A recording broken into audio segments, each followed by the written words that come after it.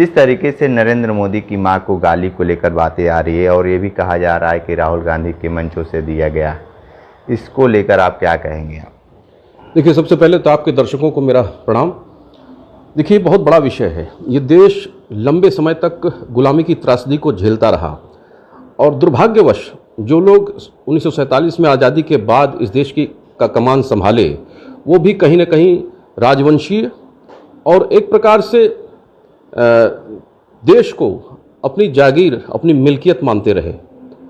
उस क्रम में जब एक गरीब घर का बच्चा, एक पिछड़ी जाति से निकला हुआ बच्चा तमाम अवसादों, संघर्षों को झेलते हुए देश के सर्वोच्च शिखर तक पहुंचता है और देश का प्रधानमंत्री बनता है, तो कहीं ना कहीं ये राजपुत्रों को खलता है, परेशानी होती है,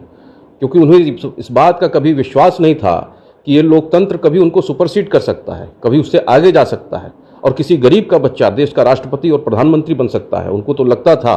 कि वो जिसको चाहेंगे, जिस कठपुतली को चाहेंगे बना देंगे। लेकिन प्रधानमंत्री नरेंद्र मोदी के बनने के साथ ही देश की करोड़ों माँओं और बहनों के लिए उम्मीद की किरण जगी है कि गरीब के घर में जन्म लिया हुआ बच्चा भी देश के किसी भी पद, सर्वोच्च शिखर तक पहुंच सकता है, चाहे वो हमारी राष्ट्रपति महोदया हो। आदिवासी क्षेत्र से पहली महिला देश की राष्ट्रपति बनी। तो ये गाली का क्रम जब से प्रधानमंत्री नरेंद्र मोदी जी का उदय हुआ है तब से शुरू हुआ है और ये सोची समझी सुनियोजित रणनीति है। इस देश को सामंतों में विभक्त करके, बांट करके कांग्रेस पार्टी ने शासन किया है और वही सामंत गाली दे रहे हैं। और लोकतंत्र में ये कितना बड़ा धोखा है कि अपने ही लोगों से गाली दिलवाना, उसके बाद मुंह मोड़ लेना, पीछे हट जाना, आपके ऊपर गंदगी फेंकना, उसके बाद ये कहना कि हमने तो फेंका नहीं है, अब किसने फेंका है उसकी आप जांच करो। ये